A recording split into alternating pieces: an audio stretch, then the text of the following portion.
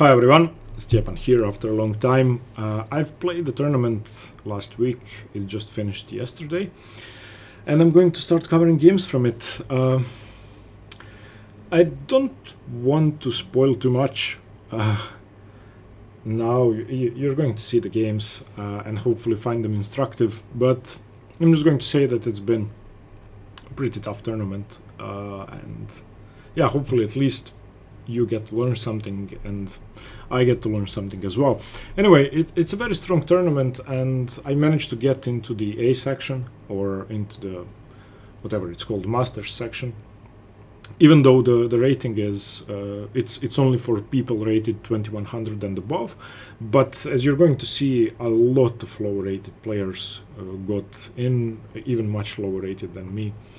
So, in round one, as per usual, I got paired with a FIDE master, and that's normal for my rating range in Swiss tournaments. So I was playing a female FIDE master from Bulgaria, whom I've never heard of before, but she is a very strong player. And the pairings actually got out 2 hours before the game, which is pretty rare for the first round, so I got to see what she plays, and she plays the Najdorf.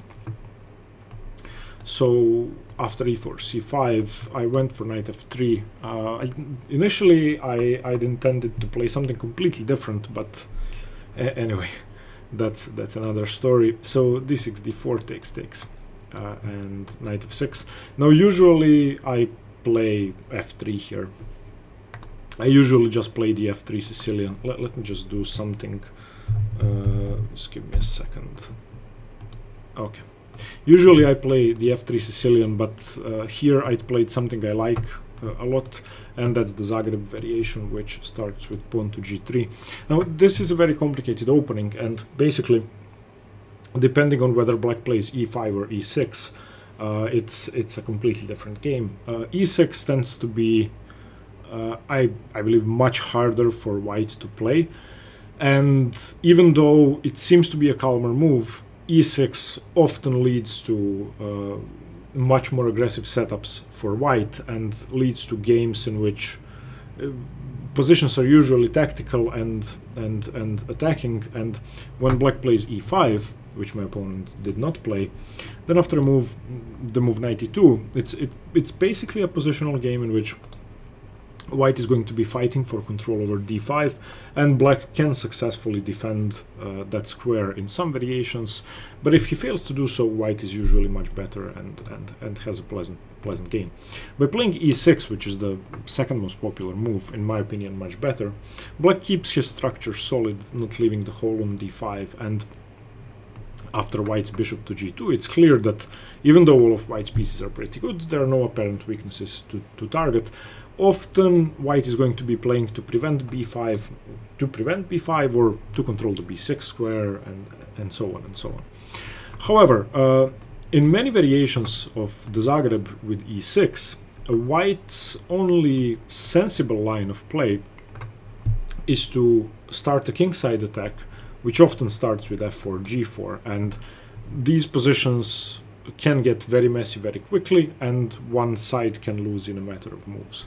Here I played bishop to e3, which is the main move, and my opponent played knight c6. Now that's a bit unusual. Queen c7 and knight c6 is a bit unusual before castling, but it's a very smart move order because, at least in my case, it confused me. It's not that easy to start an attack when your opponent keeps developing pieces instead of castling their king. In the main line, after castles instead of queen c7, it's much easier.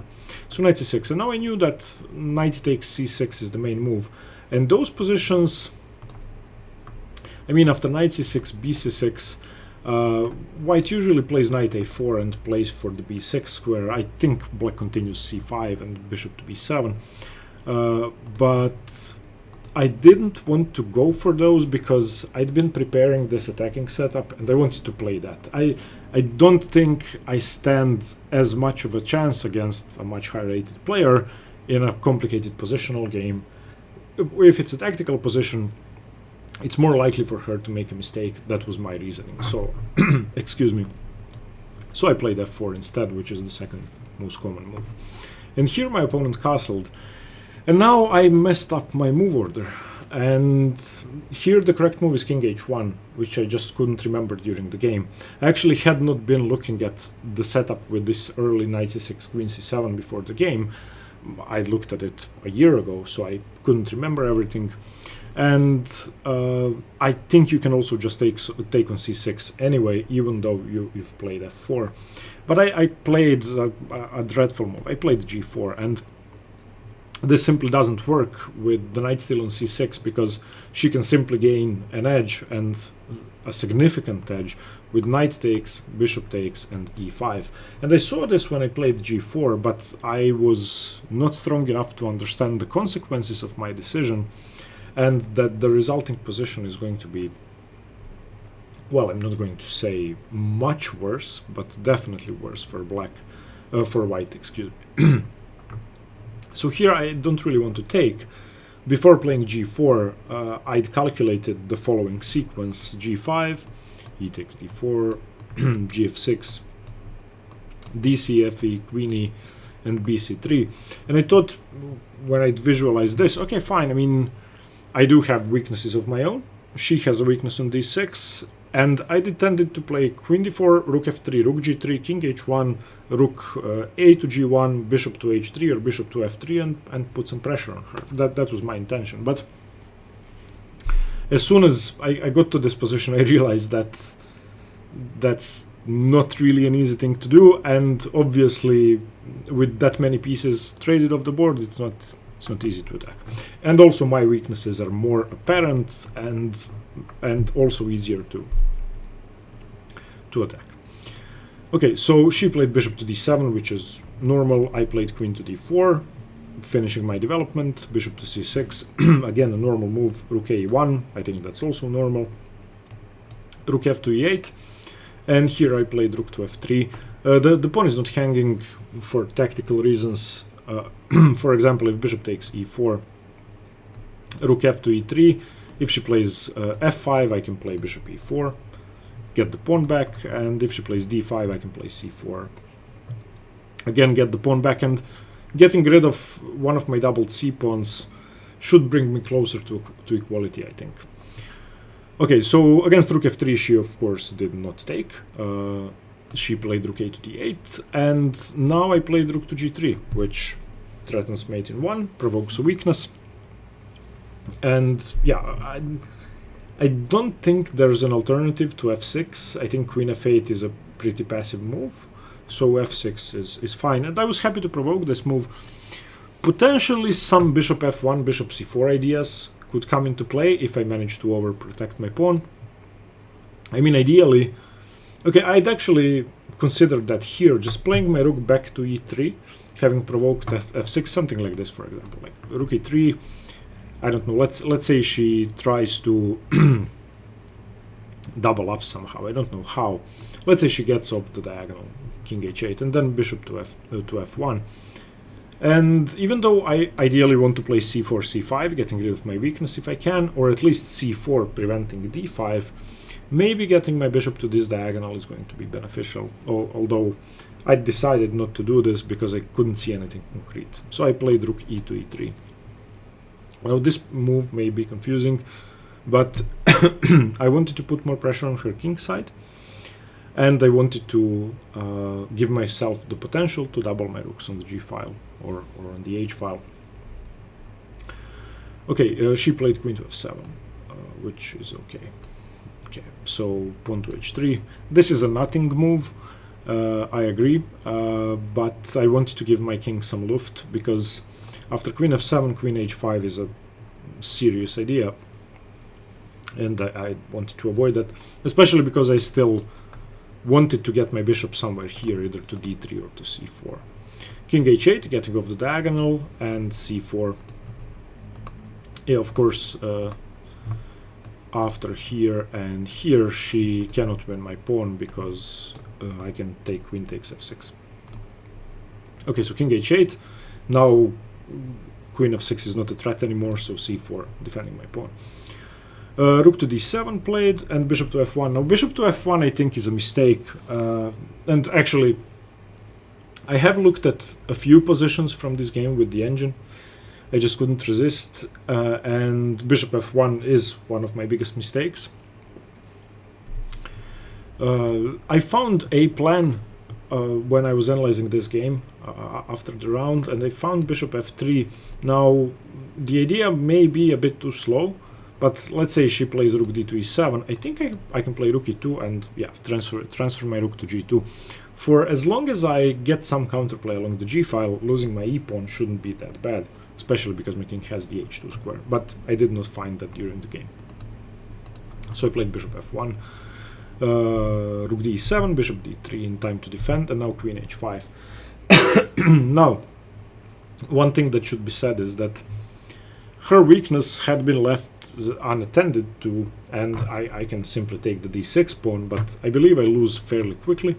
If I play queen takes d6, she plays queen d1, and wherever I go, let's say king to f2, she can now play rook takes e4, because my queen is loose, my bishop is pinned to the queen, and yeah, I just lose material, basically, and I get overwhelmed. So that's not an option. So after queen h5, I don't know what to do. I'm not sure what to do. These three pieces are tied down. This piece isn't really that good. If I could play king to d2, I would be very happy, probably actually with an equal position, but I cannot. So if I play, for example, king f2, she plays queen d1 anyway, and then plays rook e4. Yeah, so I ended up playing rook to g4, simply preventing this idea with queen to d1. Unfortunately, this allows another idea which she did not play, and that's queen a5. And I saw queen a5 during the game, and I wouldn't have resigned here, but I think the position is very close to resignable. I don't really have a way to defend both e4 and a2, so I have to give up something. Maybe the best way is to play queen to b2 and give up my e4 pawn, trade some pieces in the process, but I think the endgame is much worse for me. She did not play that, though. She played bishop back to d7, or excuse me, bishop to d7. I went back, she went back, and I went back. And now again, she didn't play queen a5, she played queen to c5, which I wasn't really aware of this move because I wasn't afraid of it. I didn't think about this. I didn't consider that she'd want to be trading the queens off, because that obviously relieves a lot of the pressure from my position. So I was actually happy to do this. So takes and takes. Now I have to defend my pawn, so f5. And I was quite happy in this position. I mean, I thought this is, I mean, it's worse for me, but it shouldn't be lost. Okay, b5. CB, AB, and c3. The reason I have to play c3 is because if I play king f2, then she plays c4 and I lose my e4 pawn, because my bishop has to undefend it. So c3 is forced.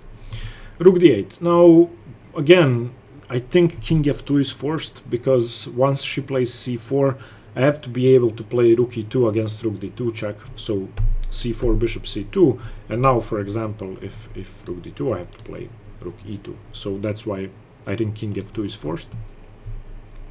So c4, bishop c2, bishop e8 played, which is an amazing move, which I'd completely missed, unfortunately, which basically threatens rook d2. If rook d2, check rook e2, and bishop h5, or takes, bishop h5.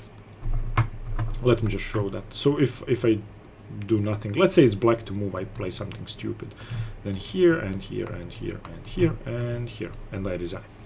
Because if king f3, then rook d7, and that's about it. So against bishop e8 I have to do something, so I played rook to g2, which is a prophylactic move, which now allows me to play something other than rook to e2 if she decides to play rook d2 check. I could play king f1 or king g3, maybe even king f3, but that's fairly risky due to bishop h5. She played rook to a7 instead, which is a good move. I played bishop to b1, she played bishop to h5, and I played my rook to e1 because I have to be able to anticipate rook a3. I have to defend the c3 pawn. So rook a3, rook c1, king to g1, king to g8, king to g3, bishop e8, king to f4, bishop to c6, and h4. And here I'm actually not much worse, and I was aware that this is a drawn position, basically. Of course, black is better. All of my pieces are bad. But exploiting that is not easy. And I actually, if I were her, I wouldn't know what to do here. Of course, she still has g6 and b5. And those are the only two ideas I have to be afraid of. If neither of them works or leads to a winning advantage, then there's nothing in the position. I mean, if we trade bishops, should be a draw. If we trade a pair of rooks, it's definitely a draw. Okay, she played king f8, and here I had the long thing, and I'd misevaluated the position. So I have a choice to make. Actually, I have three moves to consider. I can play h5, which plays against g6. I was slightly afraid of h6 and then bishop e8, for example, something like this, and then putting pressure on this pawn, but I don't think there's enough pressure in the center and on the queen side for me to not be able to defend the h5 pawn with either rook h2 or king g4. So maybe I shouldn't have been afraid of this. The other idea is rook c to g1, trading my c3 pawn for the g7 pawn, which during the game I was terrified of doing. And this was my initial intention after h4. I wanted to do this once my h pawn has moved from h3 to make sure I don't lose another pawn. And if she goes in for this, then I think it actually should be a draw. For example, rook d7, check, king e7, rook h8. I don't think there's anything much in this position, because against, for example, king d6, I go rook f8, and what do you do here? I mean, if I play rook f6 and e5, I could win.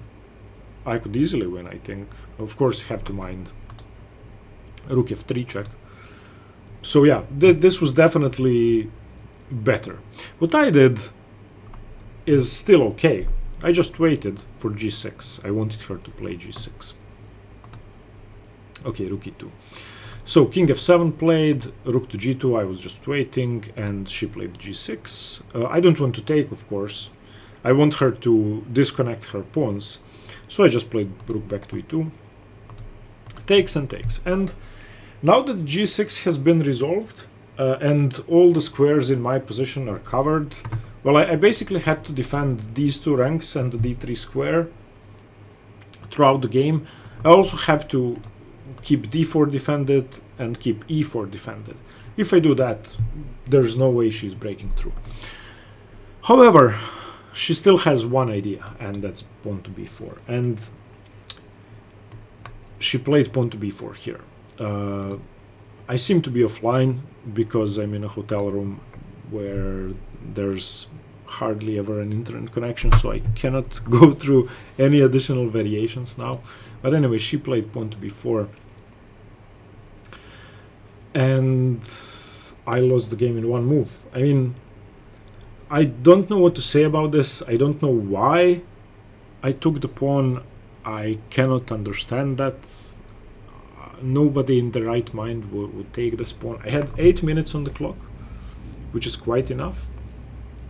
The problem is, of course, I get mated or lose material. So if I take, okay, yeah, I don't have internet, okay, and I don't know what to do, so I'll try to explain it to you. So if I take, basically the rook and bishop connect, and that's about it. If I place, okay, here, c takes b4, then rook to f3 check, and whatever I do, I'm losing.